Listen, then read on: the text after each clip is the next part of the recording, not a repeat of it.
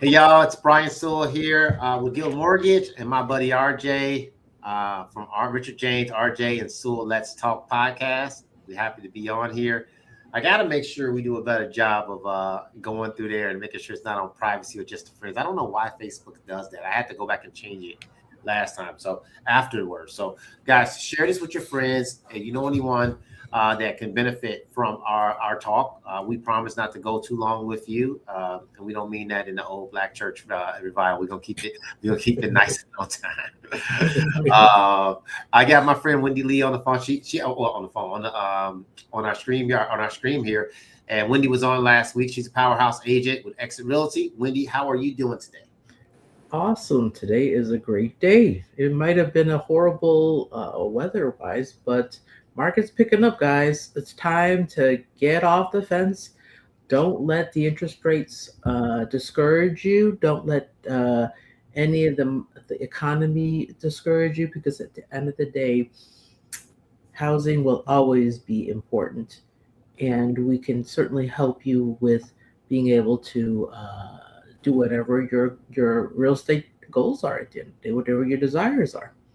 100%. I mean, yeah, that's the thing. You know, I was talking to my team earlier, and I used my Jack Canfield line, which is really something I learned from Cindy Earthman, a home coach, is that E plus R equals O, right? Event plus response equals outcome. And you guys, we can't control if rates go up, rates go down. We can predict things, right? But our response will positively or negatively impact our outcome, right? So there are market changes. There's houses cost so much. I did a broker's open, which we haven't done one of those since I think COVID, right? But it was for a friend of mine, agent friend of mine, and I went all the way up to Glenview. She wanted me to see this house that they're selling for 1.4, 1.3 million. And I tell you, man, it's a nice house. But what's the mortgage on a 1.3, 1.4 million dollar house? I love that question, and here's my lazy answer. Guys, you know, but you don't need me to tell you your mortgage rate. You need me to help you with strategies and put you right there. But the lazy answer is 1% of the loan amount, right? So if I'm financed at 1.4, I'm paying like 14 grand a month. Okay. Like that's I mean, that's a good rule of thumb to kind of get an estimate of what the monthly payment will be. The only time that gets thrown off is like, especially in Illinois, and I know this gets listened to outside Illinois. We got these high taxes, right? So Illinois, Chicago, and Illinois suburbs. 1% works perfect for suburbs. Mm-hmm. Chicago is a little bit less, although your boy Mayor Johnson is trying to get that up. I like you, Mayor. You good.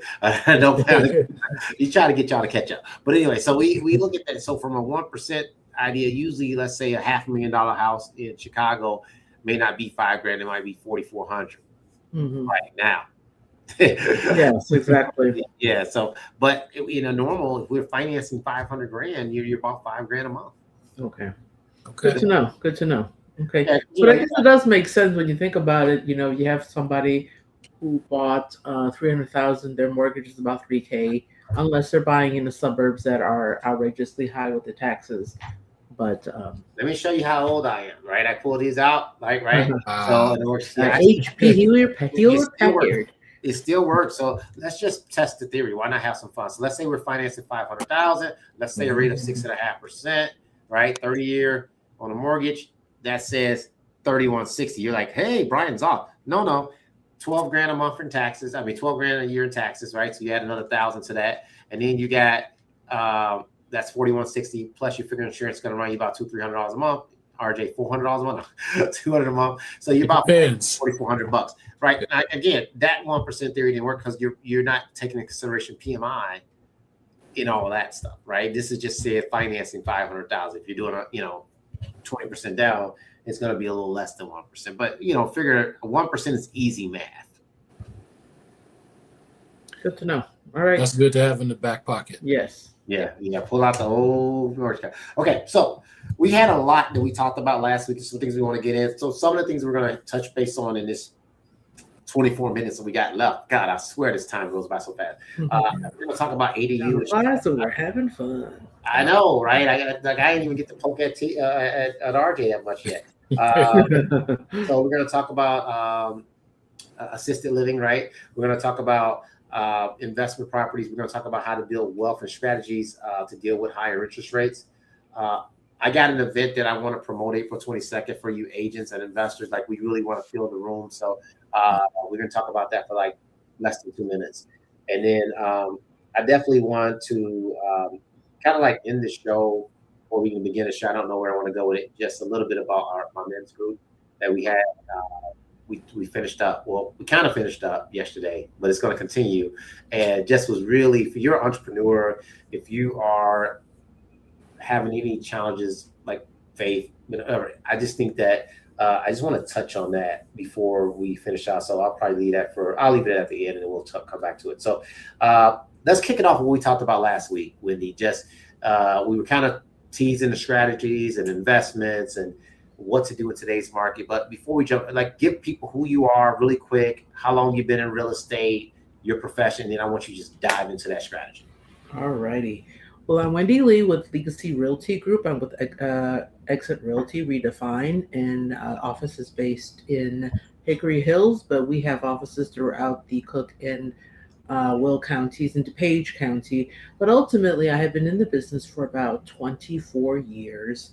Got into the business back then when I had gotten laid off by corporate America, not once, not twice, but 3 times, right? And so I decided that I needed to. What'd you say? I decided I needed to create my own economy, and so as a result, got into real estate, and I have not looked back ever since. Right, but ultimately, real estate has certainly been a passion of mine because I've been able to really help families take real estate and leverage it to build whatever they want to be able to build. I have a client I think about all the time, it's a college fund. I had a client just the other day, she talked about, I helped her buy a home, and she had this kind of afterthought at the end of the day, now trying to figure out how to bond with the rest of the family to buy property, right? Mom is in Evanston, where they're all originally from, paying $1,500 to rent, while the son is looking at renting something for $2,300. And she said to me, Wendy, can you believe it? We're paying $3,800, right? We should have been able to buy a family building and pay towards that, right? And so that eventually, by the end of the day, they have the ability to pull from an asset that the whole family can benefit from. And it's 4 generations from the client's mom to her to the children and now her grandchild, right? And I've helped the daughter and the mother buy homes. And so at the end of the day, it's getting to the awareness of that, realizing, man, we could have done this, right? And I said to her, at the end of the day, it's never too late. And so we're looking at figuring out how to get together as a family. And this is another thing that a client of mine had talked about, where they all are going to get together. Let's normalize how we can all talk to each other about how real estate can really be beneficial to all of us. And having that conversation that this is what we have, or this is what I have, so that in the event of when you're passing on, somebody should know what is in your estate. So then that way, again, it's going towards something. What are you working hard for? You're working hard so that you can leave something that is of value to the family, right? And so the key is to really have that opportunity to have that conversations. I mean, I'm sure that's something that you probably talk about on a regular basis, RJ, about when you have a policy, right? You're contributing towards the policy, but again, people have to know that this policy exists, because if they don't know that it exists, what happens? Does it go to the Illinois unclaimed property, right? So then again, all the money that had been contributed to that policy now, as somebody else is taking advantage of it. Absolutely. So let's normalize having those conversations that what is available or what is in the estate, so that we make sure that your family members are able to reap the benefits of the hard work of your labor, or the fruits of your hard work. Anyways. Yeah, it's interesting when you were kind of asking me about that earlier in the week, and you do see more of that. especially with the affordability issues. And so, you know, when you think about someone that's just getting started, what would you tell them to do? I mean, the reality is this is never too late to get started. We have to have a sit down and have a consultation and understand what's involved. What is it that you are building towards, right? I With the appraisal that I sat in on, this is a young lady who has mother has passed on, but is leaving this little nest egg for her, and she's not able to do anything with the home. But at the end of the day, I said, think about the scenario. What we have to do is the key is mom left you something. So let's leverage it to the point where how can we best help you? So yes, maybe you can't live in your childhood home, but what you can do is sell the home and flip it into something else, because now you have a substantial down payment where that 10%, right? A 50,000 or a $75,000 down payment can help you achieve home ownership, because at that point FHA can take 500 credit score or 550 credit score because you have a large chunk of down payment, whereas you can't do anything as it relates to renting a place for 500 credit score, right? Right. Well, I had to talk to someone yesterday about that. It said that they got turned. There was a veteran, and you guys, we got to stop abusing our veterans too. This is me going on my rampage. She said she was at a 630, and she got turned out for rent a couple times now. Mm-hmm. And I'm like, I say, is that it? Is that everything? I was like, are you late on any rent, or are you behind? She's like, no. So do the application. She didn't do it yet, but she just, look, you don't have to have perfect credit to your point, Wendy, to get started. But when you do have to have a will to see things change, right? Mm-hmm. Done. You're seeing 3 people on here that are all entrepreneurs, and it wasn't all. It wasn't. It's never easy, right? I mean, we enjoy it, but we owe our clients and ourselves obligation to put in the effort to make things right, to help people. And so I think that when I think about what people look at, when they might see you on here and they see RJ, and it's like, all right, I'm going to pick up and do it. There's a lot of work that goes into being an entrepreneur. And there's a lot of work to go in and say, you want to buy a house. And that's just a decision you have to make. Whether you got great credit background, it's still a decision you got to make and think about it long term. RJ and I was talking about benefits, right? Like, how does this benefit? And you say, okay, I come from a servant mentality. How do I help someone build wealth? And we were talking about a couple of different things, but it's the benefit. Looking at, okay, what's really the true benefit of doing this in really service? Mm-hmm. And if you're buying a home, the benefit is wealth, right? So, but I think that it comes down to, at the end of the day, it goes beyond just, we need to really take it a whole couple steps further and realize that it's not just about the home, but it's being able to leverage the home, the equity that you built, the money that you save by being able to contribute towards your own mortgage as opposed to somebody else's mortgage, and then leveraging the equity to be able to buy another property for somebody's college fund, or to be able to fund a business, right? Being able to create your own income at the end of the day. And more and more, back in the day, can you remember back in the day, government jobs were secure? They're not secure anymore. We just went through 2 government shutdowns. Absolutely. Right? I mean, those are temporary, but at the end of the day, the reality is, again, how can we help create your own economy? And I personally I believe that during the market crash in 08, well, with every crash, right? Downturn of a market, let's not say crash. Every downturn of a market, we see a mass entry of entrepreneurs who want to get into their own business, because, again, enough's enough. I'm tired of building something for somebody else, and then turn around and they have no loyalty to you, right? So, in any event, enough of me rambling on. I can go on and on. Yeah. Wendy, I don't think you're off base. I mean, I think you talk about entrepreneurship, but that's, look, we're always looking to add people to our team. I mean, at the end of the day, you got to have work ethic to do it. I agree. You don't want to be subject to what's going on in the world, but we still have to answer to someone. and you got to put an effort. It's not when you just wake up. I've been picking on you too much. RJ, do you wake up and just say, "Hey, it's gonna poof"? You just made a transition, right? Absolutely. You changed into, you had your own agency, then you went to just American Family, and you talk more about that and the effort and work that it takes to do what you're doing right now. Mm-hmm. Yeah, you know, having a job is one thing. You know, you're on somebody else's schedule. You're required to be at a certain place at certain times and so forth. And we know that we adhere to it. Um, you know, when I retired from corporate at the end of last year and decided that I was going to open my own agency again, I knew what I was getting into. I had done it before. Um, I knew that it would allow me the freedom to come and go as I please, but also along with that, you have to have some discipline because you can't just roll out of bed and hope that you're going to be successful, right? You have to have a plan to be. You plan to do one of two things. You either plan to be successful or you plan to fail, Right. right? And the plan to fail part is real easy. There's no effort required. Just don't get out of bed. Absolutely. There's no effort required for that.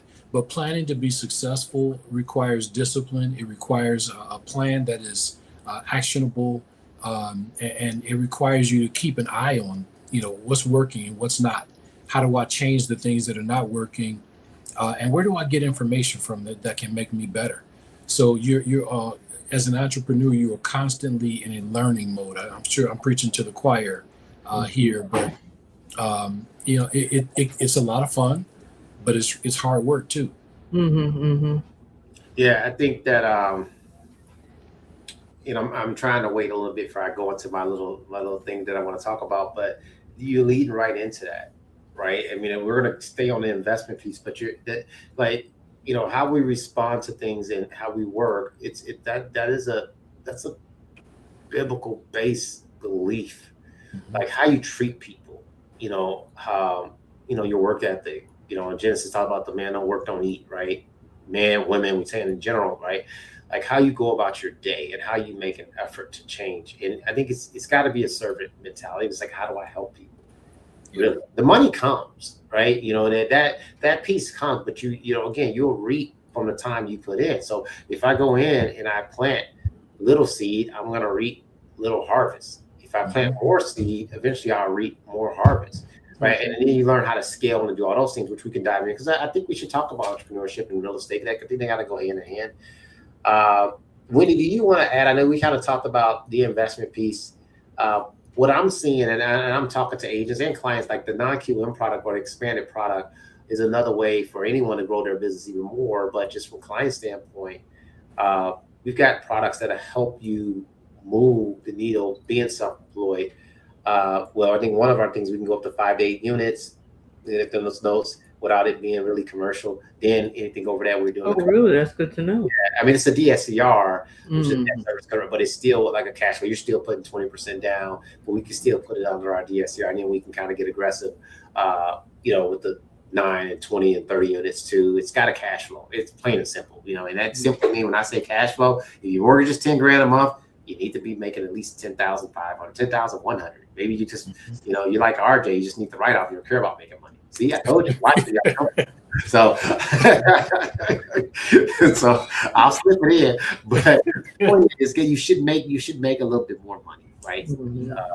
On your properties and things like that. And there's so many programs for that. But the whole point is that it's to impress upon you that it doesn't have to require to make a lot of money. But of course, the key is to leverage real estate so it can make you money, right? It can, and at the end of the day, the key is to be able to leverage that real estate so it makes passive income as well, right? What you do as a 9 to 5, the real estate can supplement, or at the end of the day, it can be the main source, right? We know plenty of people out there that make real estate their main source of income, right? And then there are some that are in their 9 to 5, but the reality, as we talked about last week, the reality is that one source of income in today's economy is never enough. right? We need to be able to have multiple streams of income.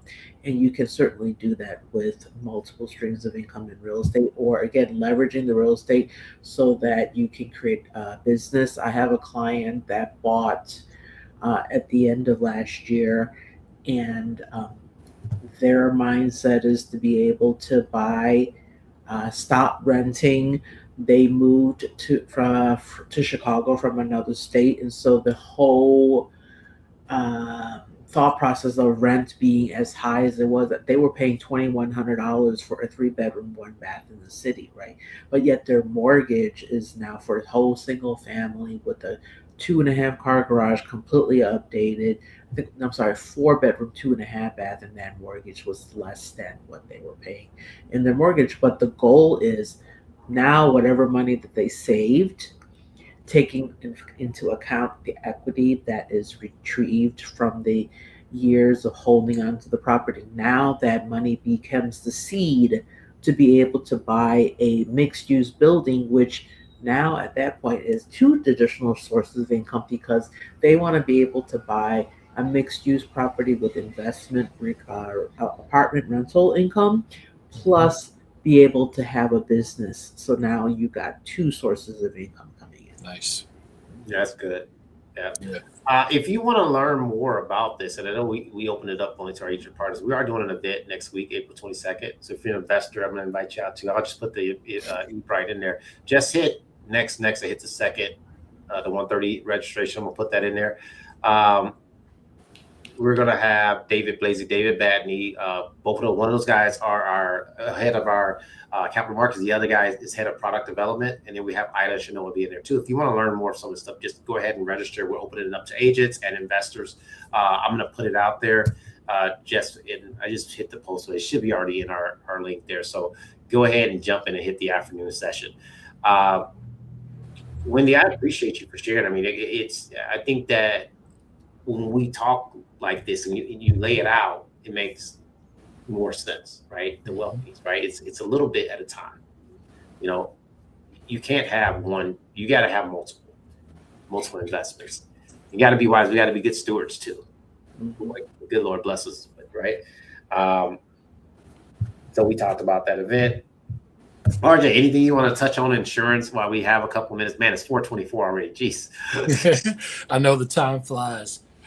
You know, I would say, just to tag along with what we have been talking about so far today, is, you know, with regard to insurance is there. We sell a promise to you. When we sell you a policy, we sell you a promise. It's peace of mind. So when, you know, last night we had a pretty good storm out here, and I slept really well. Why? Because I know that everything that could happen to the house in a storm is protected by my policy. So, you know, you just need the right coverages, you need the right coverage levels. So those are the things to keep in mind with regard to insurance. Yeah, it's important. We recover ourselves. I mean, what are some of the maybe not challenges, but what's advice for someone that is maybe struggling with, just say, trying to find the cheapest insurance they can find or get the best quality insurance? What would you tell them? Yeah, so, you know, our product has been commoditized. You know, we see a lot of commercials on television, usually with regard to auto insurance, and they're talking about finding the cheapest. I'm a big believer in you get what you pay for, right? So while you know, once in a while our premium may be lower than someone else's, and you know, and it's cyclical. It goes up, it goes down, but there are a lot of factors that go into each individual's premium. Nobody's premium is going to be the same. We can all have identical houses right on the same block, and our premiums are going to be different, and for a good reason. That's a lot of information there. We can go into that another time, but I think we have to get away from looking for the cheapest insurance, finding the best possible solution for us at that given moment. You know, so I never ever. That's why education is so important to me when I talk about insurance. I never, you know, talk about premium up front. I want to talk about your protection and I'm going to find out what's important to you. That's how I'm going to know how to protect your assets. And then we'll talk about what it's going to cost at the end. I recognize that, in this given day, prices it's a concern for all of us, right? I paid $114 to fill up my gas tank yesterday. That was ridiculous. I've never spent that much money. I don't ever want to again. We'll see. My wife and you got the same car. I think I spent like 90 at Costco. So what'd you do? I had to go out to the south side of Chicago yesterday for an appointment, and knew I was going to be stuck in traffic, so I didn't want to risk getting running out of gas on the expressway. That's not even a fake joke, y'all. They got the same car. So we have the exact same vehicle, maybe different years, but the same vehicle. Yeah. But yeah, so I was at a Shell gas station on the south side of Chicago. It was ridiculous, but I recognize that price is a concern for everybody these days. We're all watching our dollars, but at the same time, you want a policy that's going to work for you when you need it. We got to work. We got to really help the client understand the importance of the premium having the proper coverage, right? Absolutely. Like you said, it's not about the premium, but it's about the protection. Because at the end of the day, what good is having that policy for $250,000, but to rebuild that house is $350? Well, I can't build you 2/3 of a house. Exactly. Right. But it's about the other P. It's about priorities, right? Mm-hmm. I saw something posted the other day where, help me understand where $8 for a cup of coffee, but $10 for the delivery for you to get a cup of coffee through Uber Eats. Yeah. Priorities are all messed up, right? But at the end of the day, the reality is people have, chastised people that talk about how dare you talk about that? I want to spend the money I want to spend. Yes, you're right. You can spend the money however you want to spend it. But at the end of the day, you have to be able to look at whatever sum of money you bring home every month and make sure that's allocated properly so that you have proper income, proper money, proper funds to cover whatever the day-to-day operations or making sure that your monthly bills are paid at the end of the day. Absolutely. Right? With more to come, because you can't just be able to live check to check. And that's what I say about having real estate. I can take you from being check to check to be able to go from check to check to be able to receiving rent check to rent check. Absolutely. Yeah, that's good. That's a good word right there.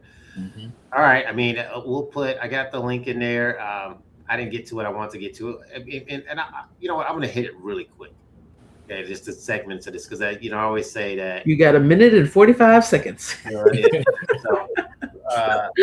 So we finished our men's group. Well, we didn't finish. We're going to continue it on, but we were talking about being content. Right. And I was talking to RJ about this earlier. He talks about Philippians 4 about being content. Right. And, contentment doesn't mean that you sit back and just say, I'm just going to roll over and do nothing. You still grow. You make an effort to grow, and it's not, you don't earn it, but you taking it step by step to grow your business, your entrepreneurs. But he's talking about the enemy, or the enemy of contentment is jealousy, comparison, and what was the other one, RJ? We kind of talked about jealousy, comparison, and competitiveness. Was competitiveness? No, comparison, jealousy, comparison, and it might have been. Comparison is the thief of all joy, right? Comparison is the thief of all joy. Okay, so you're not being, contingent, right? So the key of being contingent is to be you work in your business. You're grateful for it. You don't compare yourself to anyone, right? But it doesn't mean you sit back and just take it and don't grow. So I guess my 2 cents is being contingent, being content. Not contingent when you ain't put an offer in for yet. To put the effort in, keep the offers and strive to get better and better every day. So we want to encourage those that want to be entrepreneurs. It doesn't mean you're just satisfied where you're at. You want to grow. But I think that the smart thing is, or the honor is to not to be complacent. It's greed. That was the other one. Greed. There you go. And jealousy and comparison. Because the comparison piece, especially if you're growing, you try to move up the ladder, hey, I'm not where that person is, but that can take away from you being grateful for what God has done for you. Mm-hmm. Mhm. You know, I don't know what you guys thoughts on that. I guess I run the show, so I can go an extra minute. RJ, your name is in front though. So, but you know, just being all in, but still just being faith based and really focus on making a difference in every person you come in contact with in life. Yeah. I mean, that's the whole point of being in the service industry, and at the end of the day, right, we're serving people, Mhm. right? Mm-hmm. Yeah, doing the right thing when no one's looking. Mm-hmm. Yeah, and that's so important. You know, when we talk about the way we serve our customers, you know, are we doing it to benefit ourselves first, or are we Mhm. doing it to benefit them first? I think we could all probably make more money if we chose to be ruthless and not care about the customer. Um, I would prefer to grow a little slower and do things the right way. I want to do things that are going to benefit the customer, and you know, I know that God will honor that because it's biblical. Right? Mm-hmm. Mm-hmm. And when we do things His way, He honors us. We honor Him. He honors us, and He takes care of us. So He'll help us to grow our businesses. So love to do things the right way. Love to see people learning, and you know, being put in the right situation. Well, Yeah. when you work and help other people, they are grateful, right? And then they want to help you because you help them, and so then that's how, by being relational, we are able to build more business versus being transactional, right? You burn that bridge, you got to work 3 times as hard to get a new client, right? That's But right. why not do what is right, help them, and then they will help you in turn at the end of the day. Yeah, I mean, look, we're not being naive. You know, like the good book says, you have not because you ask not, right? But you know, heart, right? The heart of a man or the heart of a woman, and how we uplift and we serve them. You know, that should matter, like who you work with, things of that nature. So I do think that when your faith is in the right place, you know, we went over that scripture too, which is, you know, not going to start preaching here, but Matthew 6, like you, not just, you know, that part everybody says, God is righteous and anything be added unto you. If you really go back and read the last 6 or 7 verses where it talks about, you know, how He clothes the lily of the field, and you can't Mhm. count anything, you have no control. God knows what you have need of. You know, we had a really serious conversation yesterday, and just really diving in on this is that, again, we should plant our seeds. We should work. Wendy, I'm not saying go be lazy, right? We're not going to sit by the pool for 38 years and want something, but Right. we work. But you know, if your faith is in God, God is such a, to me, amazing person, that we're amazing Father, that He wants all the glory. Like, you know, I can't sit up and say, Wendy, I did this, I did that, I did that. And sure, Brian gets in the way, and I'll be like, hey, Wendy, I talked to 100 people this week. I planted this, planted that. But my business will flourish. It'll come in so great, not from one seed I planted. It's crazy how it worked, right? Because he's got to hit. Mhm. Because it'll be to the point. RJ, I'd be like, man, how you do that? The Lord, right? Absolutely. Now again, they're the world's way of doing things. It's different. There's principles in place. Their business can flourish, right? By doing what they have to do. But when you're doing what Mhm. God has you do, and this goes to fingers, I preach about this, put the net on the other side. I think that that's such a deep meaning in that relation, to where when He tells Peter to put the net on the other side, and the boat began to sink. That He gave he gave Peter a year's wage in seconds. That dealt with his need to provide, right? To, you know, so that's a trust, right? That trust is there. But his net on the other side is to really get to the purpose, which is to serve and help people, right? And Mhm. honor God. So I did like 3 parables in that one thing. But the point is, like, God wants all the honor in what we do. And I think that um, that's one thing I said. And me and RJ was talking about this when he's like, that, you know, I won't be ashamed. That's one thing I'm not going to do, because, you know, I do think that it's going to come a day we all meet our maker, and, you know, and you're like, hey, were you ashamed of me? And that's not something we want to do. Like, and I think God opens up doors for us in our businesses so many times that we're like, you can say, hey, I got a call from clients. God told me to call you. And I laugh, tickles me a little bit. I say, I'm a hypocrite right here. It does tickle me. I'm like, all right, whatever. Jesus called you and say, hey, pick up the phone call. Right. But hey, maybe it is sometimes, right? So, I was like, yeah, sure you did. All right, come on, let's get your loan done. Funny, but come on now, RJ, if I called you all of a sudden say, hey, I don't know why I'm calling you, but the Lord told me to call you, and it said, give me $1 million policy. You gonna laugh at me too. Hey, I'm gonna take you seriously. I'm gonna get my pen and pad out and get to work. But we have fun with this. But no, I guess look, what we're trying to say, and I'm gonna let Wendy have a final word. I put all our contact information in there. If you can reach out to our emails and things like that. We just truly want an opportunity to help. Again, if you're buying for the first time, second, third, fourth time, you're an investor, come out to that event. I put it in there, register, just hit next. It's going to say morning, do the afternoon session. That's the one I'm going to be really present at. I don't plan on going to a room. Is this being recorded? All right, sorry. But that 9 o'clock in the morning, that's the best life for height. But no, I mean, we want to see you. But look, give us an opportunity to help you. We love to help you with your business and your real estate and build wealth there, and I'm grateful. RJ, Wendy, I'm grateful for you. When we get the last words. Well, I mean, at the end of the day, don't lose faith, right? Have the faith. Get out of being in fear of wondering if it is the right thing to do.